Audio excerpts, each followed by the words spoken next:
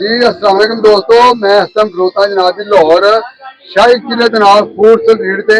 जिस तरह कि तुहानू पता है कि अज बसंत मेला ते साडे बहुत ही मोहतरम दोस्त शहबाज साहब की हवेली से खलोते हैं असीं जनाब 6वीं मंजिल से ते इन्ना खसूसी जनाब आए ने जनाब जी आसफ नज़ीर साहब ते इन्हां दे जनाब जी हमदुल्ला ने जनाब सजाद साहब स्पैशली उकाना तो आए ने ਤੇ ਇਹਨਾਂ ਜਨਾਬ ਬਸੰਤ ਦਾ ਬੜਾ ਕਰੇਜ਼ ਹੈ। ਕੁਝ ਇਹਨਾਂ ਨੂੰ ਤੇ ਕੁਝ ਇਹਨਾਂ ਦੀ ਫੈਮਿਲੀ ਯੂਕੇ ਤੇ USA ਨੇ ਤੇ ਇਹ ਉਹਨਾਂ ਨੂੰ ਬਸੰਤ ਲਾਈਵ ਦਿਖਾ ਰਹੇ ਨੇ ਤੇ ਉਹ ਬੜਾ ਐਂਟਰਟੇਨਮੈਂਟ ਕਰ ਰਹੇ ਨੇ। ਆਓ ਉਹਨਾਂ ਨੂੰ ਪੁੱਛਦੇ ਆ ਕਿ ਤੁਸੀਂ ਕੀ ਮਹਿਸੂਸ ਕਰਦੇ ਹੋ ਤੇ ਤੁਹਾਡੀ ਜਿਹੜੀ ਫੈਮਲੀਆਂ ਨੇ ਉੱਥੇ ਯੂਕੇ USA ਉਹ ਕੀ ਫੀਲ ਕਰਦੀਆਂ ਸੀ। अस्सलाम वालेकुम जी जी बादशाह सजाद साहब का रोशनी पावा ਜਿਹੜੀ ਤੁਹਾਡੀ ਫੈਮਿਲੀ ਜਿਨ੍ਹਾਂ ਵਾਸਤੇ ਤੁਸੀਂ ਲਾਹੌਰ ਆਏ ਹੋ जी ਠੀਕ ਹੈ ਉਹ ਇਸ ਟਾਈਮ ਕੀ ਲਾਹੌਰ ਦੇ ਬਾਰੇ ਤਾਸਰਾਤ ਰੱਖਦੇ ਨੇ। वंडरफुल बहुत अच्छी सोच उन्होंने दी है सर। कल मैंने आसफ भाई ने दसिया ना जो भाई होरां दा जिक्र किया इंटरव्यू करते हैं मैं क्या बच्ची बड़ी क्रेजफुल सी कि चलो कम अज कम असी आ नहीं सकते इन्नी दूरों तो कम अज कम असी भैन भरावां ने मिल के अपनी खुशियां दवाला कर अच्छा जी आसफ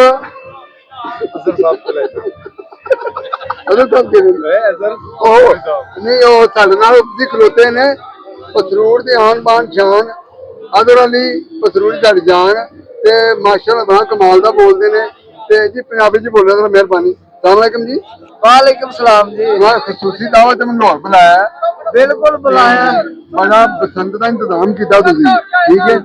ਇਹ ਜਨਾਬ ਇੱਥੇ ਬੜਾ ਗੁੱਡੀਆਂ ਛੁੱਡੀਆਂ ਡੋਰਾ ਸ਼ੋਰਾ ਡੈਕ ਸ਼ੈਕ ਲੱਗੇ ਨੇ ਆ ਸ਼ਾਹੀ ਕਿਲੇ ਚ ਖਿਲਾ ਰਿਹਾ ਤੁਸੀਂ ਜਨਾਬ 6ਵੀਂ ਮੰਜ਼ਿਲ ਤੇ ਮੇਰਾ ਖਿਆਲ ਤੇ ਇਹਦੇ ਤੁਸੀਂ ਮਜ਼ੀਦ ਰੋਸ਼ਨੀ ਪਾਉਣਾ।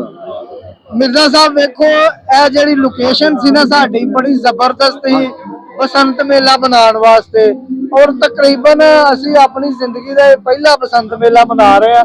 ਪਹਿਲਾਂ ਤਾਂ ਸਾਨੂੰ ਪਤਾ ਹੀ ਨਹੀਂ ਸੀ ਬਸੰਤ ਕੀ ਹੈ ਤੇ ਇਹ ਸਿਰਫ ਲਾਹੌਰ ਦੇ ਵਿੱਚ ਹੋਇਆ ਤੇ ਅਸੀਂ ਚਾਹੁੰਦੇ ਹਾਂ ਪੂਰੇ ਪੰਜਾਬ ਬਲਕਿ ਪੂਰੇ ਪਾਕਿਸਤਾਨ ਚ ਹੋਏ ਤਾਂ ਕਿ ਜਿਹੜੇ ਲੋਕ ਗਰੀਬ ਨੇ ਆਮ ਆਦਮੀ ਹੈ ਉਹ ਆਪਣੇ ਸ਼ਹਿਰ ਦੇ ਵਿੱਚ ਬਹਿ ਕੇ ਜਿਹੜਾ ਨਾ ਇਹ ਬਸੰਤ ਮੇਲੇ ਦੀਆਂ ਖੁਸ਼ੀਆਂ ਨੂੰ ਮਨਾ ਸਕੇ ਕਿਉਂਕਿ ਇਹ ਬੜਾ ਇੰਜੋਇਮੈਂਟ ਤੇ ਹਰ ਸ਼ਹਿਰ 'ਚ ਹੋਣਾ ਚਾਹੀਦਾ ਤੇ ਮਿਰਜ਼ਾ ਸਾਹਿਬ ਤੁਹਾਡੀ ਮਿਹਰਬਾਨੀ ਕਿ ਤੁਸੀਂ ਸਾਡੀ ਦਾਵਤ ਲਾਹੌਰ ਆਏ ਆ ਅਸੀਂ ਤੁਹਾਨੂੰ ਵੀ ਵੈਲਕਮ ਕਰਨੇ ਆ।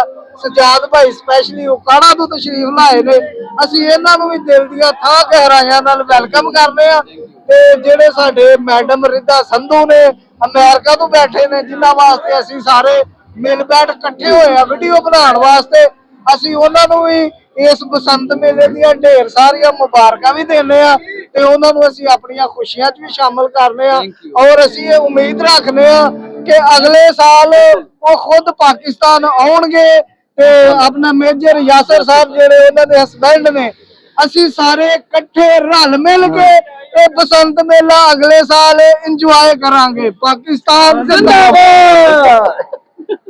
ठीक है ठीक हो गया।